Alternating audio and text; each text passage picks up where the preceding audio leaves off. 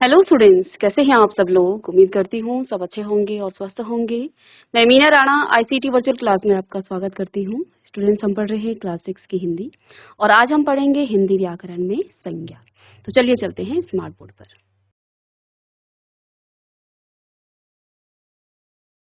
चलिए, तो यहाँ पर हम आज की क्लास में शुरू करेंगे संज्ञा। ठीक है, तो आपने हिंदी व्याकरण में वर्ण विचार पढ़ा, शब्द विचार पढ़ा और अब हम संज्ञा पढ़ेंगे और इसके बाद हमने वाक्य विचार भी पढ़ना है।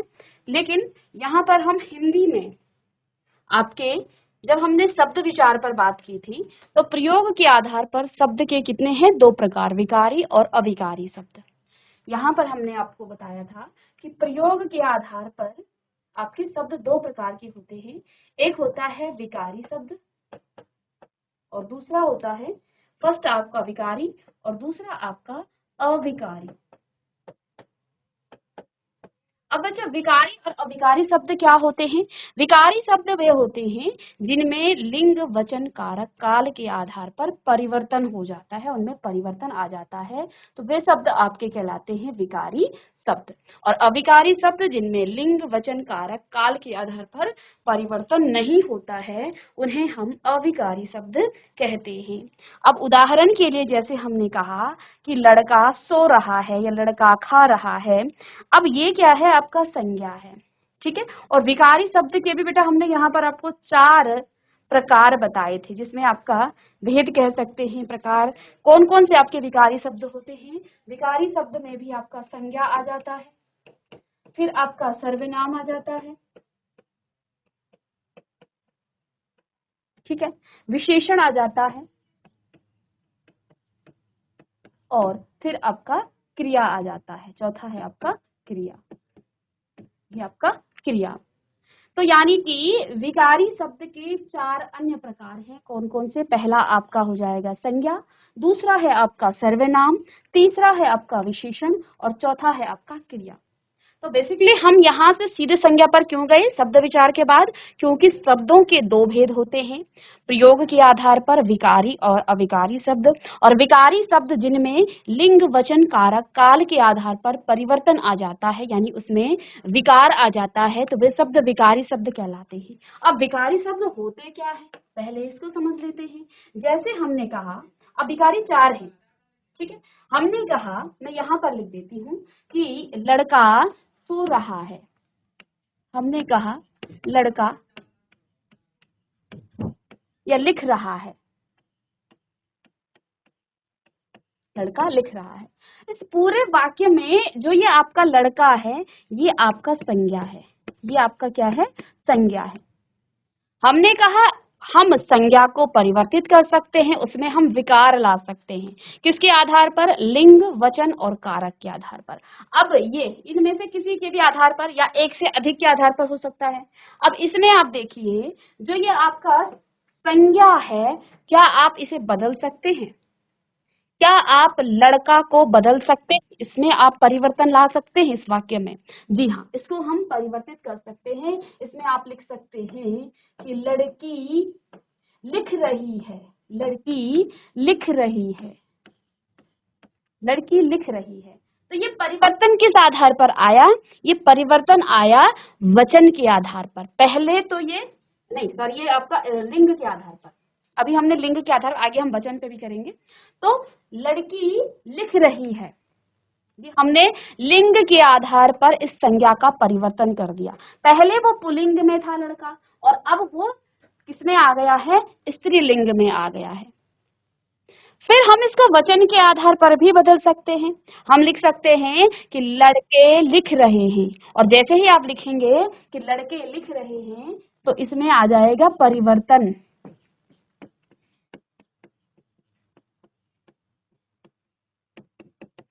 लड़के लिख रहे हैं। इसीलिए शब्द के बाद हम यहाँ पर शब्द के, विकारी शब्द के चार भेद पढ़ रहे हैं, जिसमें पहला है आपका संज्ञा, सर्वनाम, विशेषण। अब हम डिटेल में पढ़ेंगे पहला विकार जो है, विकारी शब्द का पहला भेद, संज्ञा को। आप पहले क्लास 5 में भी आपने थोड़ा सा पढ़ा है और अब हम इसको और डिटेल में पढ़ेंगे। तो ये हम आपको बता रहे हैं कि कहाँ से हम चले थे। हम हिंदी व्याकरण में आए थे, जिसमें हमने भाषा पढ़ा, लिपि पढ़ी और व्याकरण पढ़ा।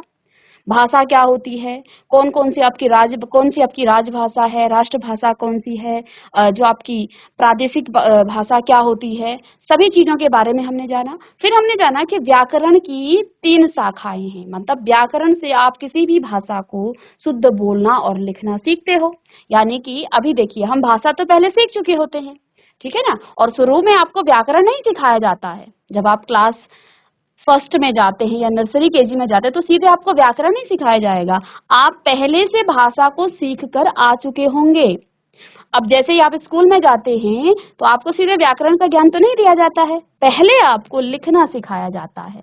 जो आप बोल रहे हो उसी को आप लिखना सीखते हो, और लिखने के बाद फिर हम उसके बारे में जानते हैं कि जो हमने लिखा, जो हम बोल रहे हैं, वो वास्तव में है क्या चीज, है ना। तो अब हम व्याकरण संज्ञा पढ़ेंगे, ठीक है। तो आइए संज्ञा को शुरू करते हैं। संज्ञा क्या होती है? किसी व्यक्ति, वस्तु, स्थान, जानवर, भाव, गुण। अभी तक आपने शायद 3 ही चीजें पढ़ी होंगी। क्या? किसी व्यक्ति के नाम को, किसी वस्तु के नाम को, किसी स्थान या के नाम को हम क्या कहते हैं? संज्ञा कहते हैं। जानवरों के नाम को भी संज्ञा कहते हैं। जब हम किसी भाव को प्रकट करते हैं वो भी संज्ञा है, ठीक है। या किसी गुण के बारे में जब हम बात करते हैं तो वो भी आपकी क्या है? संज्ञा है। तो किसी व्यक्ति, वस्तु, स्थान, जानवर, भाव, गुण आदि के नाम को संज्ञा कहते हैं। जैसे राम पुस्तक, भरतपुर, गर्मी। राम क्या है? राम एक व्यक्ति का नाम है। पुस्तक एक वस्तु का नाम है। भरतपुर क्या है? भरतपुर एक स्थान का नाम है। गर्मी क्या है? ये भाव है। सर्दी भी आपका भाव है ना। तो ये सभी संज्ञाएं हैं, ठीक है।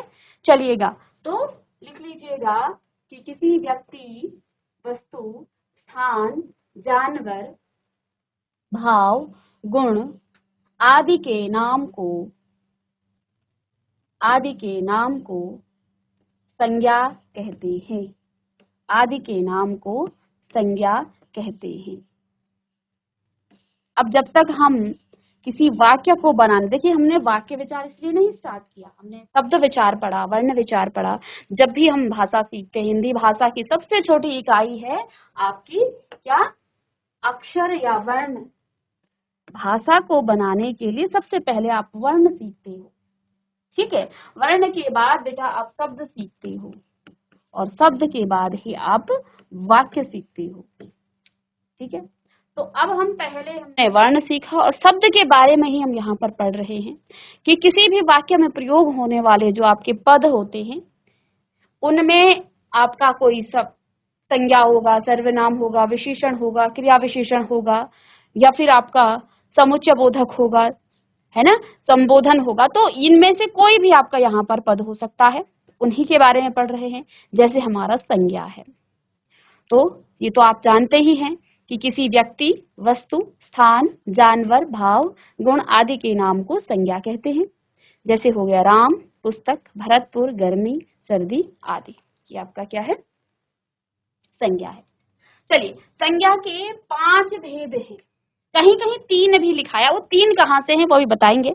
संज्ञा के 3 ही भेद कहीं पर आपको बताए गए हैं, ठीक है।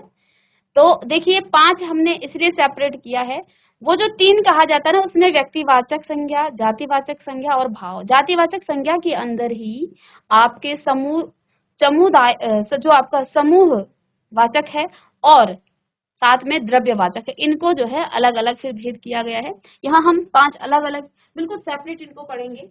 तो व्यक्तिवाचक संज्ञा, जिसको आप प्रॉपर नाउन भी कहते हैं, आप अंग्रेजी में भी पढ़ते हैं सेम चीजों को, काइंड्स ऑफ नाउन भी आप पढ़ते हो। तो जातिवाचक संज्ञा कॉमन नाउन, है ना। भाववाचक संज्ञा एब्स्ट्रैक्ट नाउन, समुदायवाचक संज्ञा या समूहवाचक संज्ञा कलेक्टिव नाउन, द्रव्यवाचक मटेरियल नाउन। तो ये 5 प्रकार के आपके संज्ञा के भेद हैं। संज्ञा के 5 भेद हैं, ठीक है।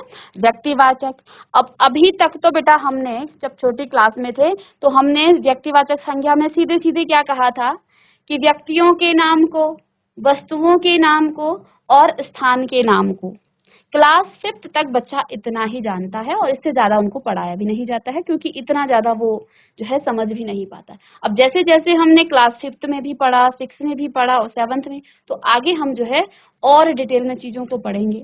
ठीक है, तो व्यक्तियों के नाम को तो हम कहते ही हैं, साथ में जो दिशाएं हैं, हम पूर्व, पश्चिम, उत्तर, दक्षिण, जो 4 दिशाएं हैं या उप दिशाएं हैं, इनके नाम भी व्यक्तिवाचक संज्ञा में ही आते हैं। तो देखिए, पहला है व्यक्तिवाचक संज्ञा में, जिस संज्ञा से किसी एक ही जिस संज्ञा से किसी एक ही व्यक्ति, वस्तु या स्थान विशेष का बोध हो उसे व्यक्तिवाचक संज्ञा कहते हैं। उसे व्यक्तिवाचक संज्ञा कहते हैं। तो लिख लेंगे,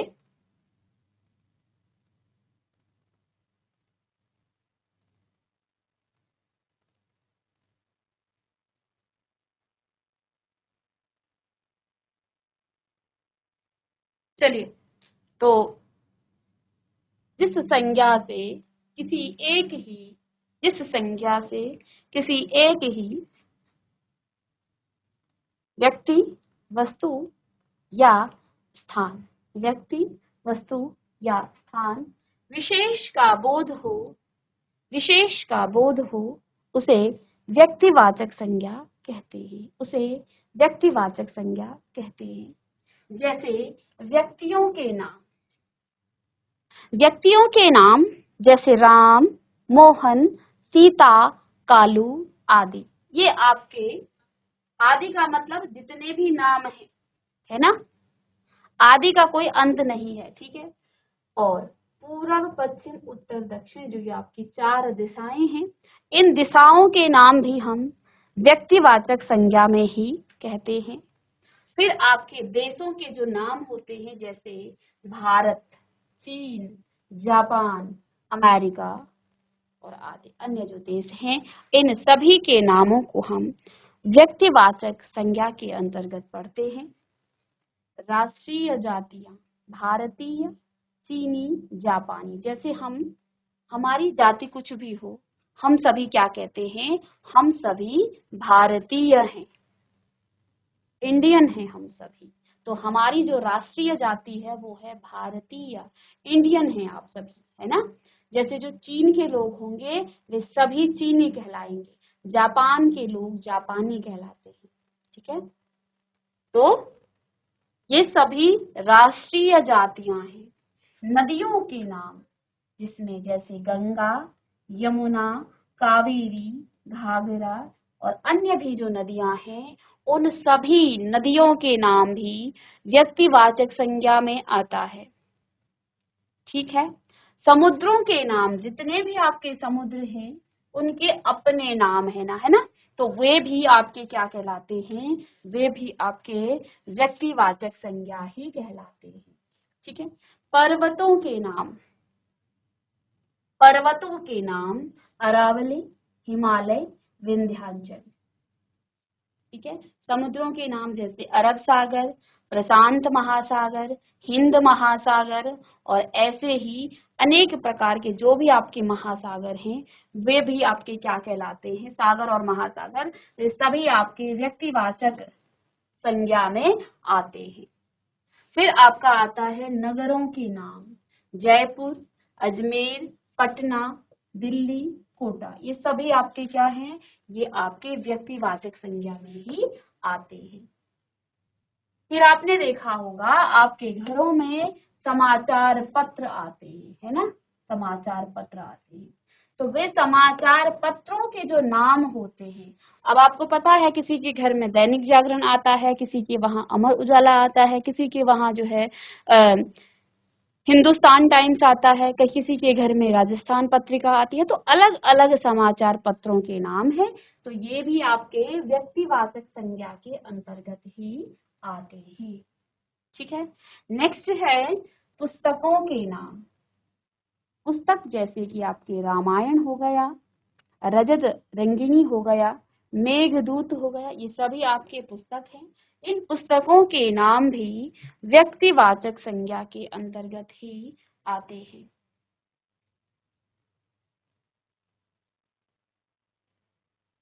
फिर बेटा आपके दिनों के नाम, जैसे सोमवार, मंगल, बुध, बृहस्पति, गुरु, और ऐसे ही गुरुवार, आगे जो है बृहस्पतिवार भी कहा जाता है, गुरुवार भी कहा जाता है। तो ये भी आपके किस में आएंगे, ये भी आपके व्यक्तिवाचक संज्ञा में ही आएंगे। फिर आपके महीनों के नाम, जैसे जनवरी, फरवरी, मार्च, ठीक है, और हिंदी के ये तो अंग्रेजी वाले हैं, फाल्गुन, चैत, बैसाख, ज्येष्ठ, ये भी आपके हिंदी के महीनों के नाम हैं। तो ये भी आपके व्यक्तिवाचक संज्ञा के अंतर्गत ही आते हैं। फिर आपका आता है नेक्स्ट ग्रह एवं नक्षत्रों के नाम। जो हमारे ग्रह हैं और नक्षत्र हैं आकाश में, उन सभी के नाम भी व्यक्तिवाचक संज्ञा में ही आते हैं। जैसे पृथ्वी, सूर्य, चंद्रमा, मंगल, शुक्र, बुध, ये सभी आपके क्या हैं, सभी आपके व्यक्तिवाचक संज्ञा के अंतर्गत आते हैं। फिर आपके त्योहारों के नाम, जैसे होली, दिवाली हो गया, ईद हो गया, ये आपके क्या हैं, त्योहारों के नाम हैं। चलिए,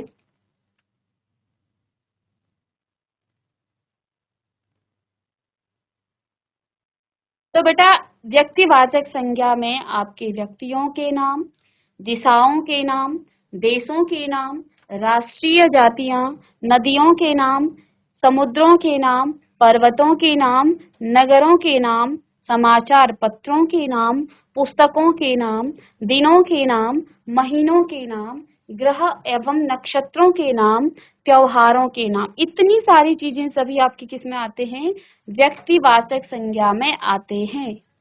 ठीक है, तो बस हमें चीजें नहीं रटनी है कि किसी व्यक्ति का नाम, वस्तु का नाम और किसी स्थान के नाम को ही संज्ञा कहते, नहीं, और भी चीजें हैं। ठीक है, जैसे दिशाएं हो गई, देश हो गए, राष्ट्रीय जातियां हो गई, नदियां हो गई, समुद्र हो गए, पर्वत हो गए, ठीक है, नदी नगरों के नाम हो गए, वो तो स्थान में आ ही जाएगा, महीनों के नाम, दिनों के नाम, पुस्तकों के नाम, समाचार पत्रों के नाम, सभी जो है जिसके भी नाम हम लिख रहे हैं, तो नाम वाले शब्दों को, कई बार छोटी क्लास में बच्चों को नाम वाले शब्दों को, यानी कि जिसका भी नाम आप कह रहे हैं, चाहे आपके पास कोई कुत्ता है तो उस कुत्ते का आपने नाम रख दिया, तो जो उसका नाम होगा वो भी क्या है, संज्ञा है। ठीक है, आपने किसी भी पशु का नाम रखा है तो वो भी आपका व्यक्तिवाचक संज्ञा हो जाएगा। ठीक है, चलिएगा, अब इसके बाद आपका, जैसे कि हमने 5 भेद पढ़े थे, व्यक्तिवाचक के बाद दूसरा भेद है जातिवाचक संज्ञा, कॉमन नाउन। जातिवाचक संज्ञा, कॉमन नाउन। तो जो संज्ञा शब्द किसी एक ही प्रकार के व्यक्ति या वस्तु का बोध कराते हैं, उन्हें जातिवाचक संज्ञा कहते हैं। जैसे एक ही प्रकार के व्यक्ति या वस्तु का बोध करते हैं। अब देखिए यहाँ पर जो ये एक ही प्रकार के, मतलब अब देखो इसमें जाति है, पूरी जाति का बोध होगा। जैसे उदाहरण के लिए देख लीजिए मनुष्य, तो देखो मनुष्य में कोई एक व्यक्ति तो आएगा नहीं, मनुष्य में इस दुनिया में जितने भी मनुष्य हैं, किसी भी देश के, इन सभी का बोध हुआ है। इसमें किसी एक मनुष्य के बारे में या किसी एक देश के मनुष्यों के लिए नहीं, समस्त मनुष्य जाति का बोध हुआ है, संपूर्ण मनुष्य जाति का बोध हुआ है। अब जैसे हमने किसी पहाड़ का नाम लिख दिया, ठीक है, हमने हिमालय लिख दिया जैसे, तो हिमालय तो किसी एक पहाड़ का नाम है, वो तो उस पहाड़ का नाम है। ठीक है, लेकिन जब हम बात करेंगे सिर्फ पहाड़ की, तो ये तो पूरी जाति का बोध कर रहा है। इसमें तो समस्त दुनिया के जितने पहाड़ हैं उन सभी का बोध हो रहा है। नदी में भी समस्त नदी जाति का बोध, भाई में भी समस्त भाई जाति का बोध, ऐसे ही बहन में भी आपका समस्त बहन जाति का, मामा में भी, चाचा, बेटा, ये जितने भी आपके हैं ये सभी आपके, पंडित, मंत्री, जुलाहा, बाबू, प्रोफेसर, शिक्षक, कवि, लेखक, पुस्तक, घोड़ा, गाय, कौवा, तोता, मोर, कुर्सी, मेज, आम, शीशम, तूफान, बिजली, वर्षा, भूकंप, फूल आदि ये सभी क्या है, संपूर्ण जाति का बोध करा रहे हैं। यहाँ पर संपूर्ण जाति का बोध हो रहा है, किसी एक ही प्रकार की संपूर्ण जाति, चाहे वो वस्तु हो या कोई व्यक्ति हो। ठीक है, तो यहाँ पर पूरी जाति का बोध होता है। अब जैसे कुर्सी भी है, हमने कुर्सी कहा तो जिसके भी घर में होगी सबको कुर्सी ही कहेंगे, तो संपूर्ण कुर्सी जाति का बोध हो रहा है। मेज के लिए सभी के मेज, तो जहां पर दुनिया में जितने भी मेज हैं सबको आप मेज कहेंगे। ठीक है, वो अलग बात है कि आप अपने मेज को घर में अपना मेज कहेंगे, लेकिन वो पूरी जाति का बोध यहाँ पर करा रहा है। ठीक है, थर्ड यहाँ पर भाववाचक संज्ञा आता है, जिन संज्ञा शब्दों से किसी व्यक्ति, वस्तु या स्थान के, अब भाव में क्या आ जाता है, गुण, किसी गुण, दोष, धर्म, अवस्था एवं भाव आदि का बोध होता है, उन्हें भाववाचक संज्ञा कहते हैं। क्या क्या चीजें आती हैं, गुण, दोष, धर्म, अवस्था एवं भाव आदि का बोध हो, उन्हें भाववाचक संज्ञा कहते हैं। जैसे धर्म, गुण, अर्थ और भाव प्राय ये सभी एक दूसरे के पर्यायवाची शब्द हैं, और इसमें जैसे लंबाई, बुढ़ापा, नम्रता, मिठास, क्रोध, शत्रुता, दया, करुणा आदि ये सभी क्या है, भाव दिखाते हैं, है ना। लंबाई ये आपका क्या है, नाप रहे हैं हम, है ना, उसका धर्म है, गुण है। ठीक है, नम्रता, मिठास ये सभी भाव हैं, तो ये आपके भाववाचक संज्ञा में आ जाते हैं। इतना आप लिख लेंगे और इसके बाद हम नेक्स्ट क्लास में इसके क्वेश्चन भी कराएंगे और साथ में दो भेद भी पढ़ाएंगे।